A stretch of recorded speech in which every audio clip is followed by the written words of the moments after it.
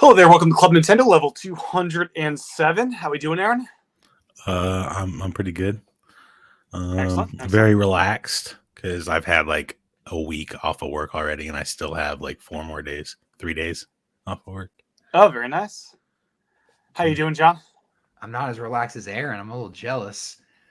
I'm doing pretty good. Thanks for having me. Yeah. Hey, thanks for making the time. This is going to be a fun show. I've had a blast with one of the most polished, perfect Pokemon games I've ever played, and we'll chat about that, I'm sure. I'm in a weird zone where I haven't talked to normal humans in a while. Stuck at not stuck, but I'm at home with our newborn, so it's been a lot of snuggle time and bottle feeds, and turns out Pokemon and turn-based RPGs are perfect when you have a newborn just on your arms sleeping for like 3 hours and a go. So pretty great game for that. Because like if she stirs, I can just put the game down and I'm not going to get killed because it's a turn-based game. So it's nice. Have you guys ever heard the thing they say that the music that you listen to for the whole rest of your life is like the music you were listening to when you first started having sex? You ever heard that? No. This is interesting. We were actually just talking about this with some other people the other day. We were talking. What I've always heard is the music you'll listen to the rest of your life is like when you kind of peaked at like around like 27. Like there's like some period around like for me 20s. it's probably high school with like soundtracks and Coltrane and stuff. That was high school, probably a little bit after high school, maybe like high school, college is when I developed my taste in music. Developed your taste, like maybe I guess you stick with what you're going to listen to for the rest of the time, Like I'm never going to change my shoes. I'm never going to buy different shoes than the ones I'm wearing now. I feel like I found the shoes I like. What if the company goes out of business, John? It's Nike. It's not gonna. They're not gonna. Oh wow! I expect they're Converse. Like, okay. Converse made by Nike. Yeah. Just not gonna happen. So I get what you're saying. I shop at weird minimalist shoe brands and stuff. Well, it just makes me think back. There are like a lot of video games throughout my lifetime that I really like, but they tend to coincide with like a major like life event, right? Sure. And maybe that's why you like Pokemon so much, because this game is garbage. Well, Aaron, I got into Pokemon back in the X and Y days, but yeah, I was listening to another podcast a while ago. Bloodborne was that person's like infant game where lying perfectly still, trying to beat this intense boss. I can't imagine trying to do like Elden Ring in that setting. I don't know. Because I get so worked up with that one. I don't know. Yeah. Weren't we when you started playing X and Y? How long ago was that? Like 8 years ago, something like that. Yeah, it's 3DS era, right? Weren't we having this exact same conversation about performance issues? Terrible in X and Y's, right? About like random things. It wasn't. There this was bad. a bug. No. It was not this bad. It was there not was a this bug bad. in X and Y that if you saved in the town, you would have a corrupt save and you had to start all over. That was the thing. There were definitely performance issues, but this is like, I think. So I think we're all having different experiences with performance. So I've only played in handheld on my OLED Switch. I have had very stable frame rate from my experiences.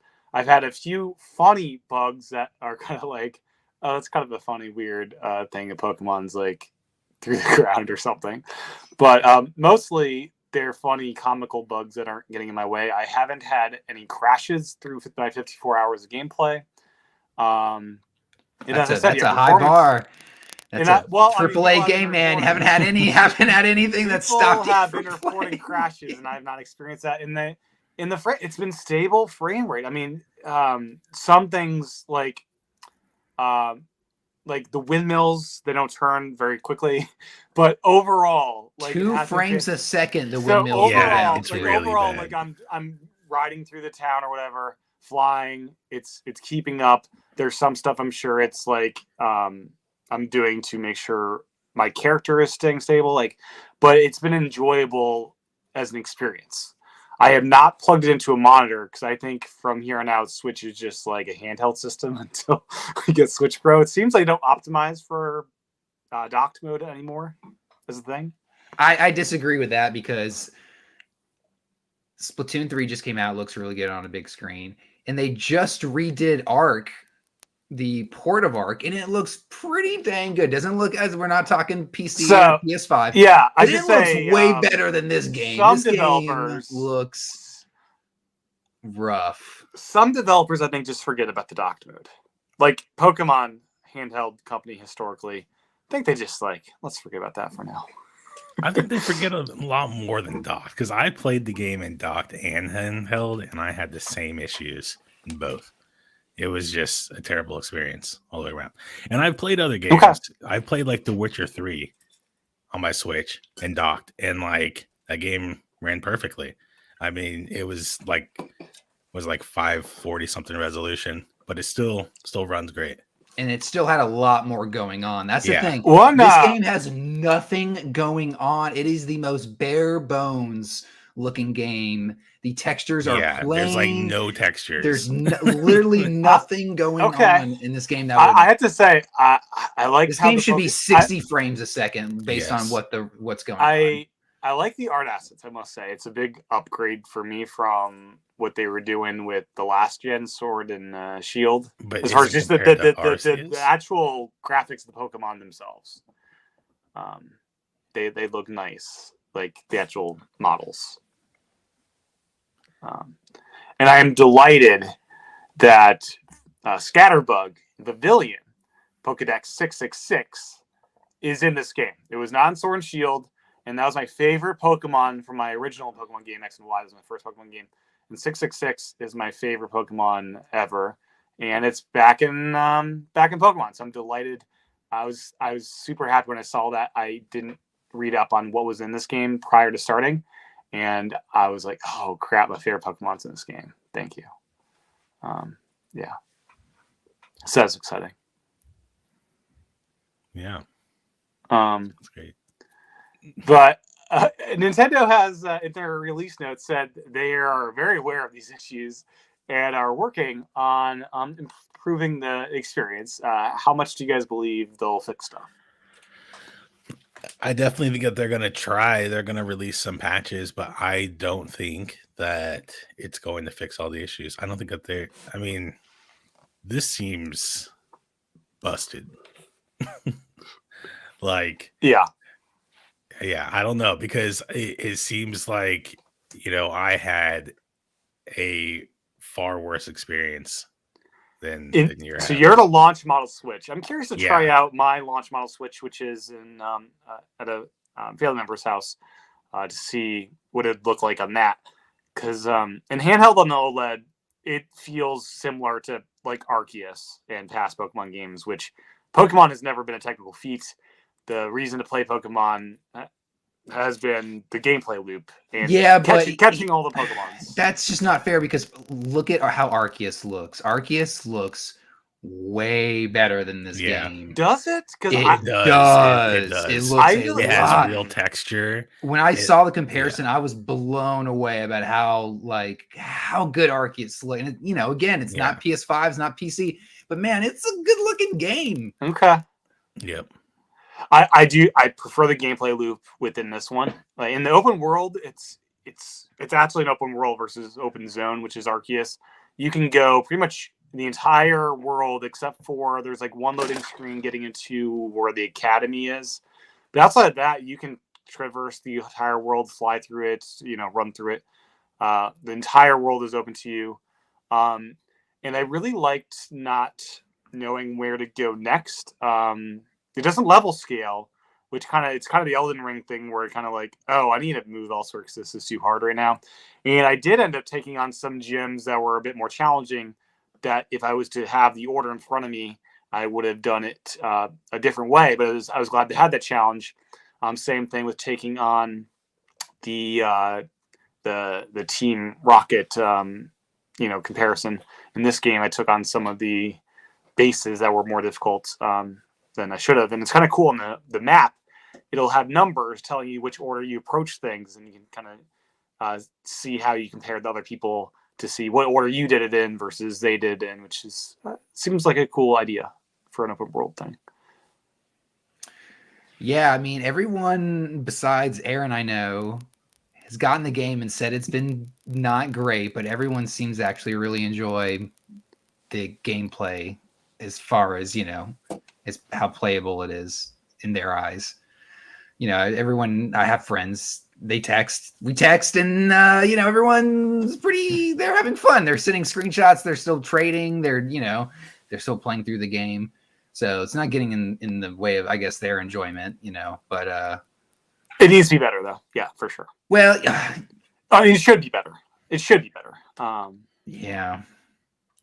I mean, I just don't think they had enough time. They had 3 years. Well, they had 3 years, but apparently a lot of someone ripped apart the credits on YouTube.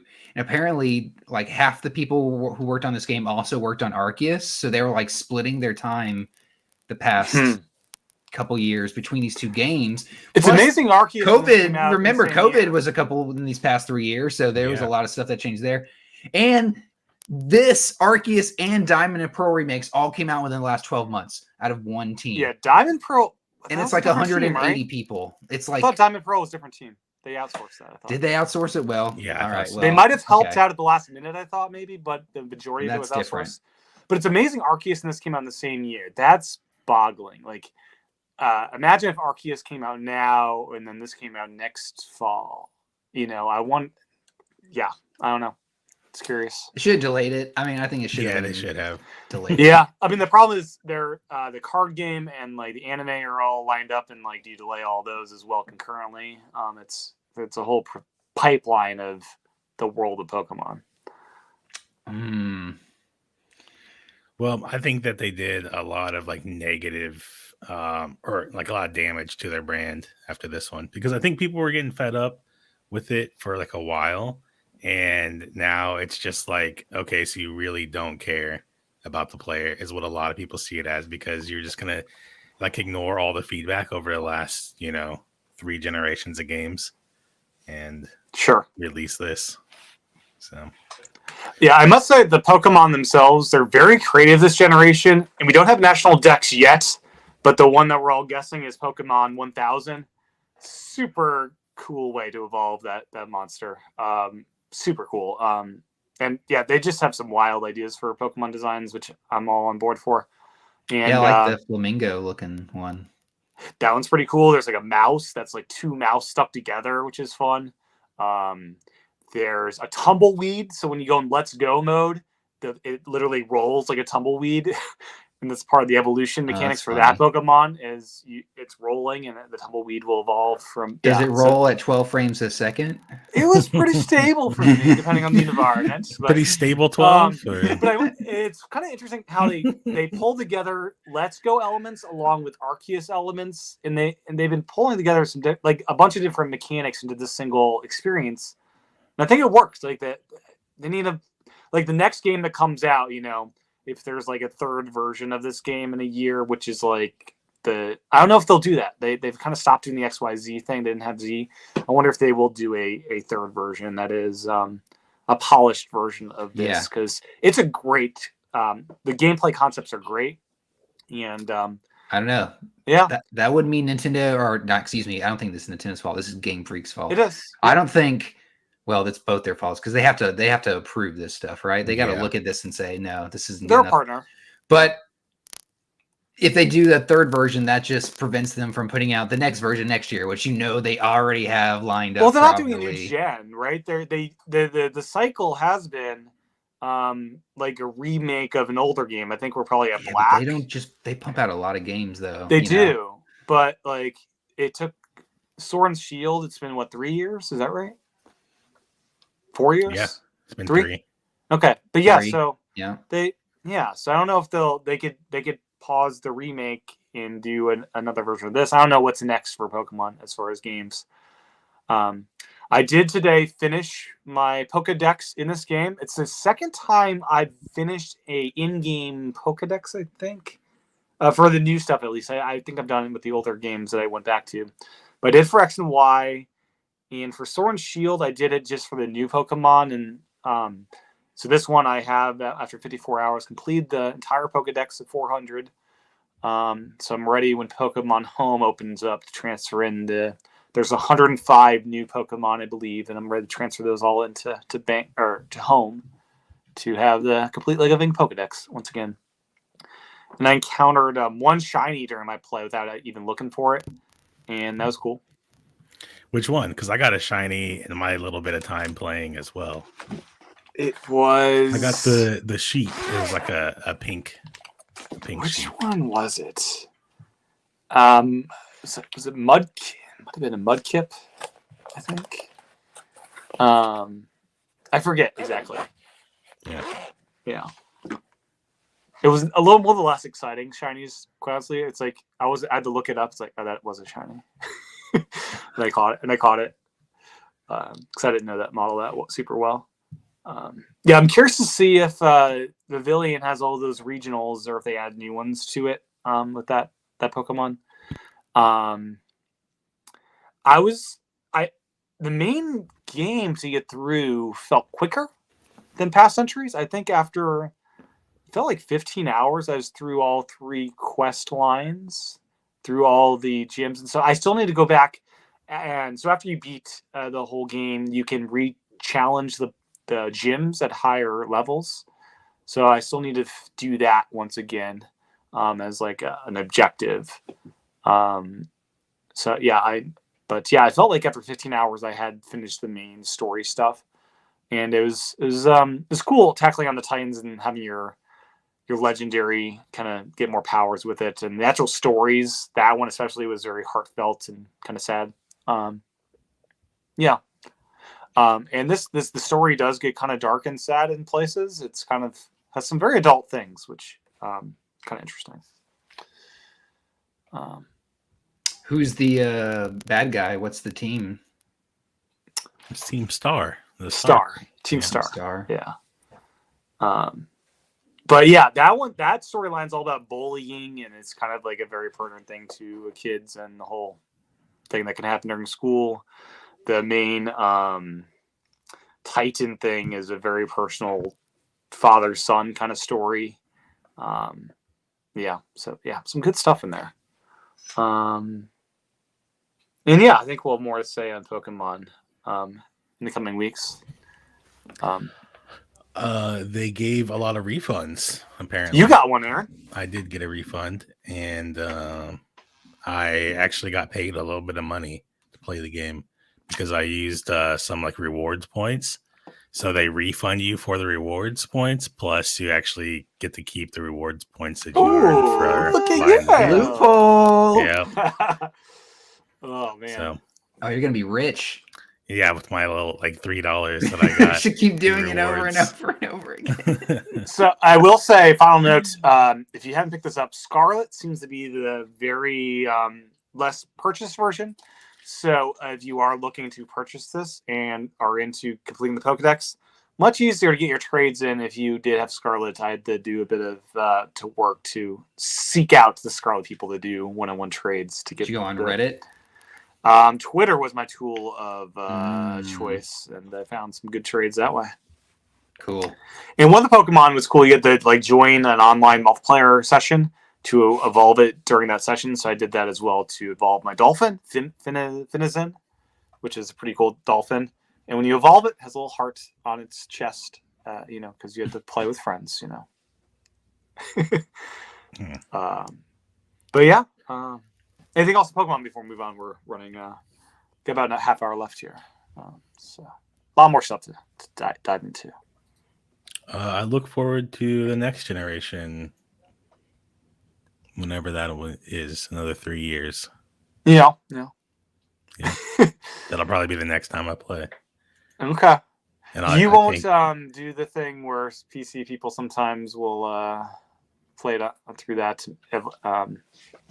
ROM, maybe emulation. Maybe. Still bugs in the ROM. You can't get rid of the bugs in the ROM. I've seen that it runs smoother, but there's still a lot of bugs. I mean, some of the bugs are funny. Let's be real. No, not when you pay $60. I kind of had fun with some of them. Did you see the one where the people get like really big, like the characters get really I've not big? seen that one. I've heard that is wild though. And then quickly and related, this game is the fastest selling video game of all time, I assume. It sold 10 million copies in the first 3 days, setting a new Nintendo record, and I assume global record of any company. I assume that's the case. I don't think any other game has done this. What the sales were though after refunds, because I know a lot of people refunded the game. Yeah, but I can't think it's in the millions. I really can't. It could be, if you think of retail as well. Yeah, we'll see. But yeah, I mean, it is it's amazing. Fastest selling game ever. And each Pokemon game continues to beat itself. Pokemon continues to be the number one, at least initially, selling game of all time. Yeah, it's bonkers. But yeah, we'll see what the long-term stretch of that is, and if these bugs do prevent it from, being a bestseller for them. Over the long haul. It'll keep selling. Yeah, probably. But it got some pretty bad scores. Like IGN gave it a 6. Yeah. Yep. IGN gave it a 6? Wow, really? Dang. I saw the user scores for it were just like really bad. Some of the actual critic reviews seem, more forgiving. Yeah, some, favored. Some gave it a pass, kind of like me, where I had a good experience and there were some bugs, but it didn't prevent me from having fun with it. Kind of like Elden Ring wasn't as bad, but if you were on like a base Xbox One, it was pretty rough. But this is just one system, which makes it all worse.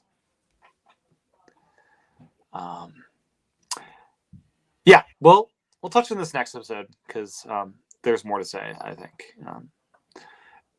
Mario has release dates, the movie, and America is not first. We're like last. What, for real? Is that true? Or Japan's last, I think. Yeah, so we got a new trailer, which looks dope. We'll have to chat a bit about that. But first, it's coming to Belgium, March 22nd, then Switzerland the 23rd, and then a bunch of other European, Austria, Norway, and Sweden 24th. And we don't get it until April 7th. So a couple weeks after that. In Japan, sadly, that's really weird. Japan gets it April 27th. Can you imagine that? Japan is the last country to actually get the Mario movie. It might. Why don't we have a global release date like Pokemon does? Yeah. I don't know. I guess they're still doing the voice of the. Yeah, I don't know. Chris Pratt has to learn all those languages. Yeah, I'm sure he's doing the dubs. Yeah, Chris. That would be hilarious. We're waiting on Chris Pratt to learn Japanese for this. I mean, I want to hear the Italian dub. Yeah, I actually do want to hear the Italian dub, except I don't speak Italian. But Italian dub doesn't just mean they're in Italian accents, right? I bought Pacific Rim in Japanese because they had anime voice actors do an awesome dub of that movie in Japanese. So I watched it that way, which was a fun way to do it. So I don't know. Sometimes I will listen to movies that are dubbed just to see what it's like. But Aaron, have you watched the trailer? Are you waiting for the movie? No, I haven't watched it. To be honest, I'm not that interested in this movie. Just because it's got Mario and it doesn't really just. It looks great, I mean, so John, the way Peach absorbs that firepower, that was oh, hot damn, that looks great. And then Rainbow Road, holy shit, they got holy crap. Oh, that was my first slip up ever, I think. They got freaking Mario Kart in this movie. I said that last time. I was like, these guys are gonna be racing in this movie. You know it. Yeah, they are. All right, this trailer got me really excited for this movie. Yeah. It's just seeing it's good. The Tanuki suit and the colored Yoshis and him platforming on the levels and learning how everything works. When the little oh my god, the way they the way they look really good. Yeah, the way they show how the stuff you do in the video game looks great. You know, you can tell Miyamoto was heavily involved in the concepts and how this all works. And how they and then they show them traveling between the different worlds, like the tunnels. They show what it's like to be in a tunnel traveling between world to world. I thought that was so awesome. And oh my god, this is gonna be. And Chris Pratt even had one good Mario line that sounds pretty good actually. Well, it could be could be the original guy because he's also credited. Charles I wonder Martinet. if they Charles Martinet, I wonder if there's any kind of merged voices in any of the aspects. No, maybe how they did the Anakin Skywalker Darth Vader merge with those two voices. I don't know if they'll do any of that shenanigans. Yeah, I don't know. Maybe. I just kind of figured I don't know what I expected when I saw both their names on there, but. He's got to have a cameo somewhere, I'd think. Yeah.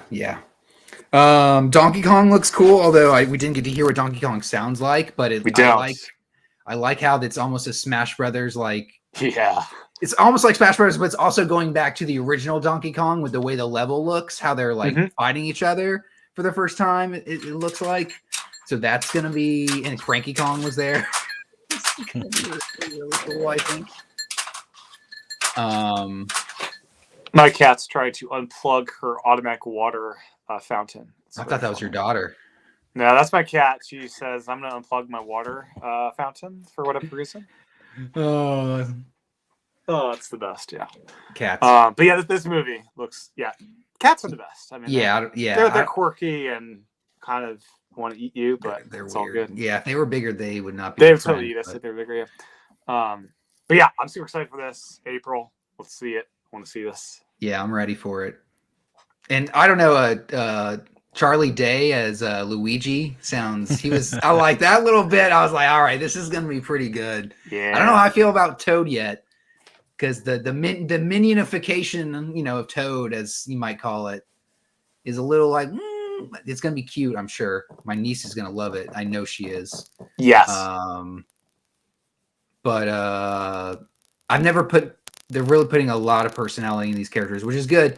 But again, it's like I've never heard Toad talk. So just like it might be weird with Chris Pratt, I think it's also going to be weird with some of the other characters. But that's true. Like Mario has not said more than 2 lines in a game. He just says yeah.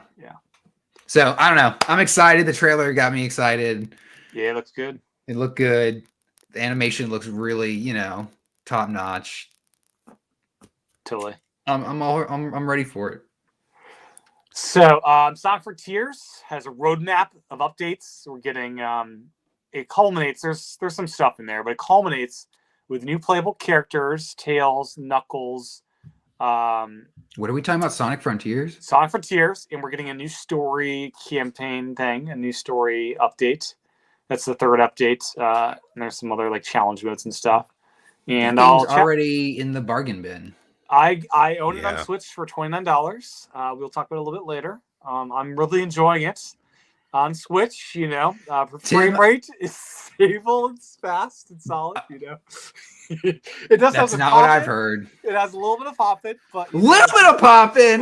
You're standing next to things and they're popping in. I'm not a little bit of popping. We'll talk about it a little bit later because I'm enjoying it. On the handheld mode, it's pretty enjoyable, I must say.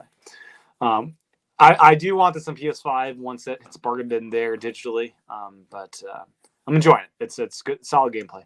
We'll talk about that later, but yeah, they did announce a big update roadmap for 2023, which is really cool to see. I hope they have a sequel to this because it's a really cool just idea for Sonic. How's Splatoon 3-2, John? Splatoon 3-2. Yeah. 3, 2, 1. Season 2 just hit, which I guess Nintendo got this idea from Fortnite having seasons. I don't know. Yeah. Is this the first time we've had seasons? They didn't call them seasons. No. Last time, the past 2 games, they just trickled stuff out. Yeah. They never defined anything by seasons. You definitely had things like, okay, now all the gear's now summer gear, and now it's all winter gear. But this time they literally waited and dropped a whole bunch of weapons and a couple new maps, right at the beginning of the season, and that's when everyone's like some of their rank stuff reset and stuff. So no, this is like the first time they're actually kind of doing things by season, which whatever, cool. It's not a. And then during that season, you have the opportunity to level up to X number before the next season starts, kind of like how Fall Guys and Fortnite does it. Yeah. And depending on where you're at, you either stay or rank back down at the beginning of the next season. Okay, that's cool. Yep. Some of the new stages from Splatoon 1 are back, like Flounder Heights. Been played it a little last night. It was still awesome. So good. It's such a good map, such a good stage, so that's good. They buffed some of the weapons I use, which is good. So it's good stuff all around. The game's getting more robust. It needed more stages. You have your Wii U still hooked up, right? No, I don't. Okay. I was wondering if Splatoon 1 is still active. Oh, I played. Yeah, no, me and my buddy cranked it up probably a couple weeks before Splatoon 3 came out, just to kind of play around. It's still going. It's still not hard to find a game. The controls are so much better. There's so much less input lag. Oh my god. And you have on Splatoon 1 so much better. So yeah. And you had the Wii U gamepad too. The gamepad, which is cool. Yeah, but honestly, I'm so used to the maps the way they work now. It's not that big a deal. Honestly, I kind of like the way the maps work now. Just being able to hit a button, have it pop up on screen, because I don't have to look down all the time. It's actually a little bit quicker. Well, you gotta hold it like this, John. So you're like glancing up like you're driving a car. You can't do that if you're using motion controls in Splatoon. That's true. That's true. At least not the way I mean, you could, I guess, but not the way I would recommend. Okay. So how many new maps did we get? We got two yesterday. And I think they're gonna drop more in the next couple of weeks, I think. Sweet. But yeah, that was a good update, because the only thing I really felt like was lacking. Well, I think they should have done some more buffing of some more tweaking of some of the main weapons and some of the weapons that are existing, because I still think some of them are a little bit more overpowered and need a little bit more balancing.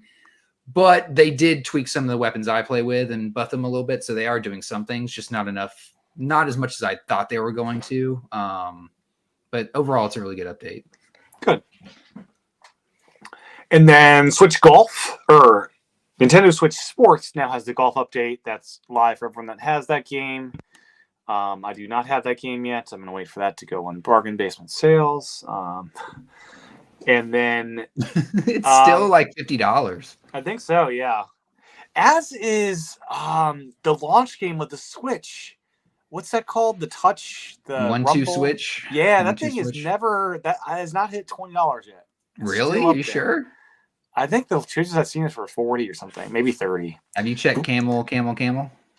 No, I should check there, because I do want it one day, but I only will pay no more than 20, hopefully 10. That game should have came with the Switch. It really should have. It should have been the pack-in, kind of like Nintendo Land.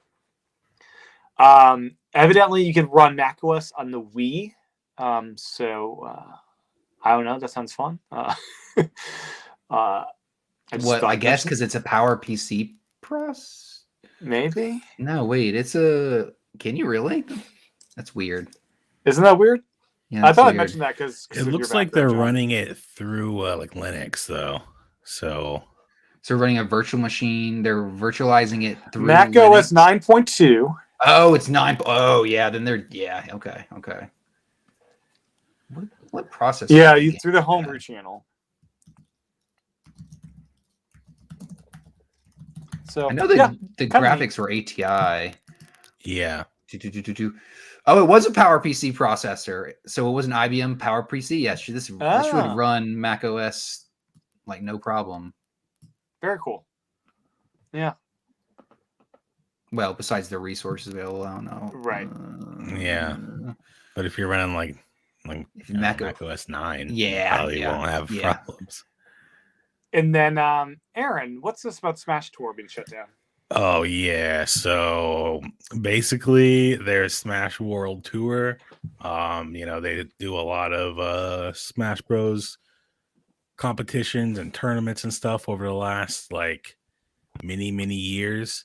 They recently announced that they were doing a partnership with Panda. I don't know much about Panda, but apparently it's some, esports gaming thing. And as soon as they announced that, Nintendo basically told them cease and desist, shut down. Wow. And yeah, and without any warning, apparently Smash World Tour came out with a bunch of stuff showing their communications with Nintendo as far back as last year. Before Thanksgiving, Nintendo promised that they were going to let them go, let them continue as long as they, met certain things, which they did. And even in like Nintendo's response, they acknowledged that they hadn't like infringed on any of the things that they had, like agreed to and all that. So who knows why Nintendo's doing this, but pretty crappy thing. A lot of people are like boycotting like official Nintendo Smash events and stuff so that they're not going to go back. So yeah, it sucks. Yes, it does. Yeah, that's just super lame. That's especially if they met all the requirements they were asking for and they've been in communication, like they did everything right, and then they're gonna. I mean, that's a lot of work, time, and money they've probably gone into this stuff. So that's. And they have like apparently like some championship on the 9th and 10th of this month coming up. So yeah, that's gone. Not to mention, it's probably your like most dedicated fans are the ones who are going to come to this. Yeah. Like, these are your literally the people promoting Nintendo to their friends and family, like the ones that are going to this. This just doesn't make any sense. Yep. Well, it's Nintendo.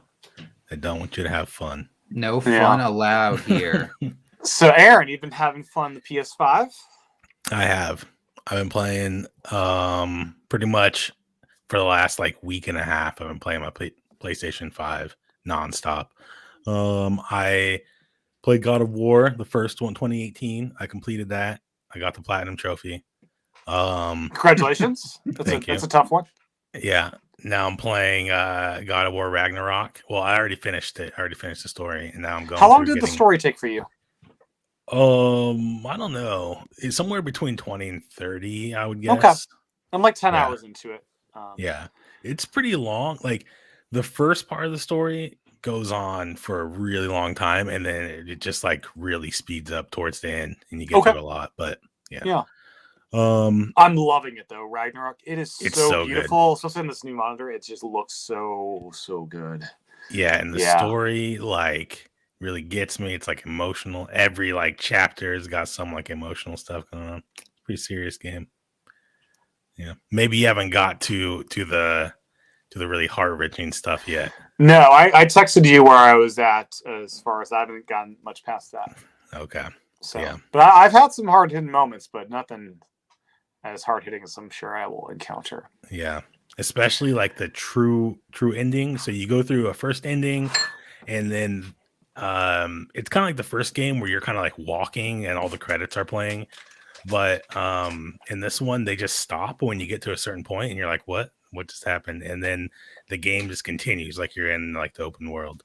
Not really ruined anything about the ending. But then as you go on, you think you're just kind of playing in like the open world. Well, there's like side quests, and one of them gives you like a second ending. It's really nice. That's neat. Yeah. How was the experience going from 1 to 2? Was it seamless? Did it feel like one continuous game almost? Oh yeah, for sure. So, well, because you played the end in the beginning. So in the end of 2018, the dream that boy has is like exactly where like Ragnarok picks up. Yeah. So it felt very seamless, and especially in how the characters continued like the conversations and stuff. Like they'll go to an area and say like they'll talk about like the boy. They'll be like, oh, like now you've reached all the realms or whatever, and you would have only gone to all the realms if you completed the first one like 100%, because you had to go to the realms to get certain things done. And they'll talk about things, and I'm not sure if it's because I had 100% save or if it's just something they put into the game, but it's pretty cool. Gotcha. And graphically, is it a big difference you've noticed? The biggest difference that I can tell is like the anti-aliasing. It's super smooth. Whereas the PS4, you would notice a lot more. It was still 4K, but it was kind of jagged. And this is like super smooth. Like it feels like this could be blown up to 5K, 6K, and still be good. Yeah. Nice. And then you start up Demon Souls PS5. Oh yeah, Demon Soul. So I've been wanting to play Elden Ring again, and but I still wanted something kind of new. So I went and started playing Demon Souls, and it's not as good to me as like Elden Ring, because like I don't know, something it's a about different. Elden Ring. It's somewhat linear experience, you know. Yeah, but even like the combat, I don't know, it feels just different. You gotta play with magic in this one because you feel like an overpowered god when you play. Yeah, so after you said that you played with magic, I made a magic character, and it feels like I'm cheating. Yeah, it because does. It's so easy. Isn't that nice? Yeah. Whereas if you play with melee, it's like you're playing on like super hard difficulty. It's crazy. Yeah, magic's cheating. It's fun though. It's fun. The other games I do stick to a strength build mostly. That's what I did for Dark Souls 1 and 2.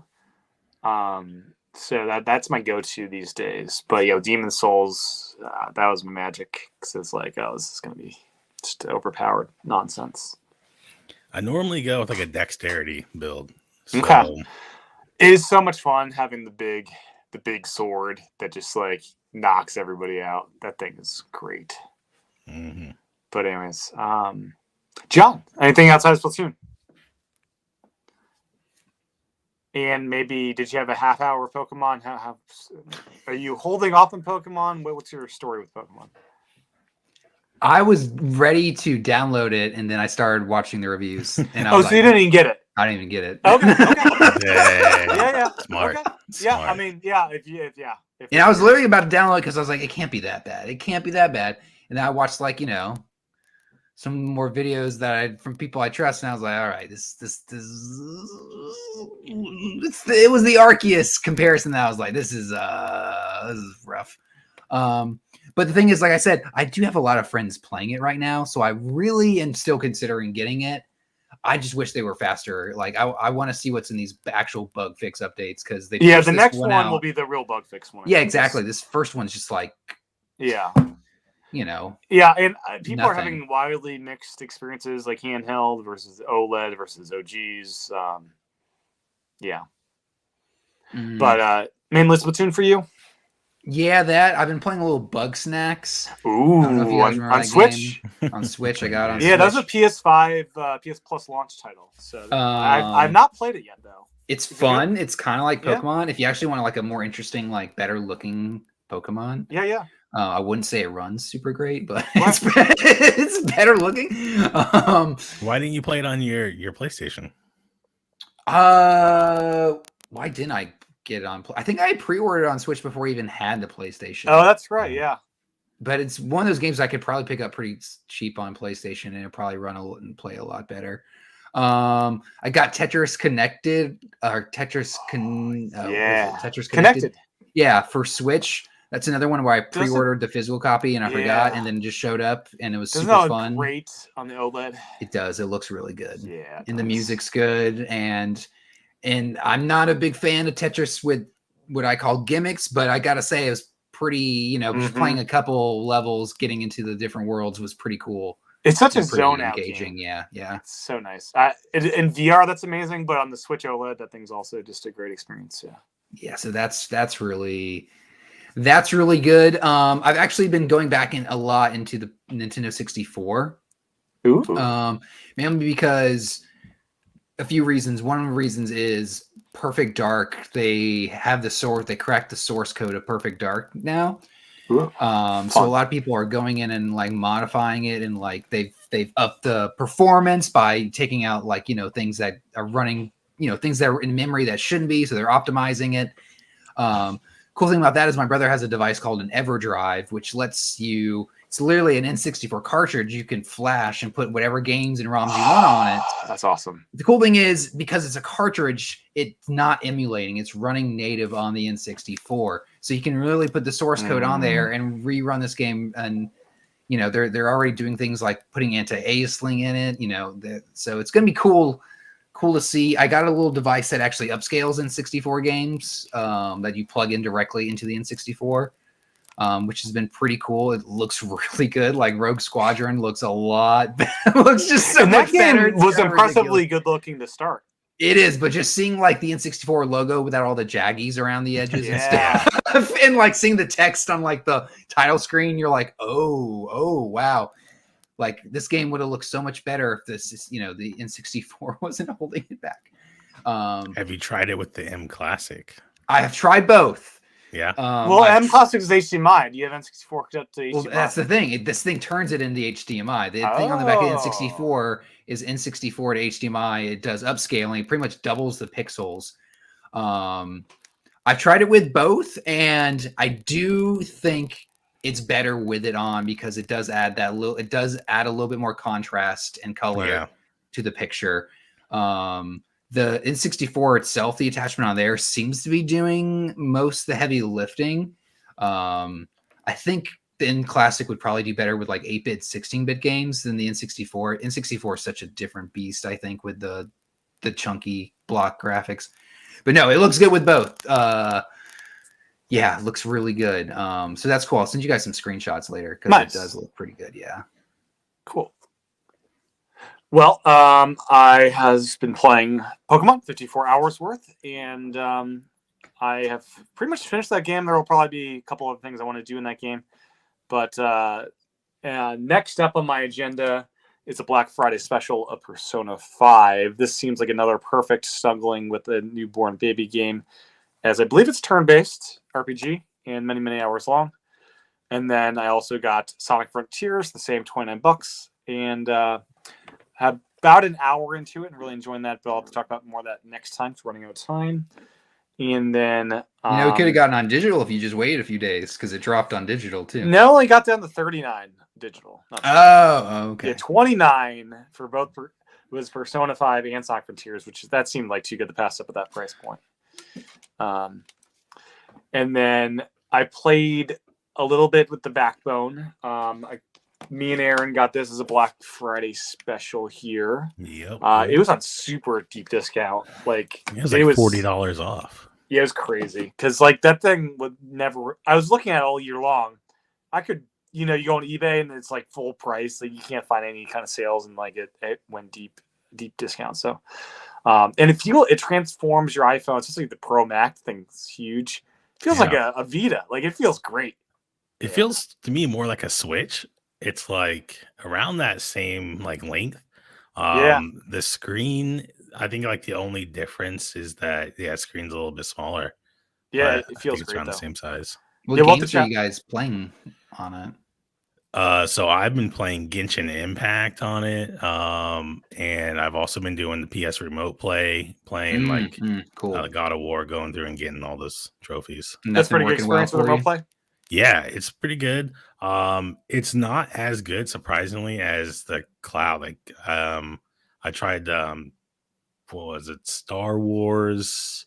I don't know. What's that new Star Wars one that came out a couple of years ago? So many, Jedi Fallen Order. Fallen Order, yeah. Yeah. So I was doing that with cloud gaming, and it was perfect. Like, it felt like I was running it on my phone, whereas with the PlayStation, you can tell there's like a little bit of lag. Were you doing it in your own house? Yeah.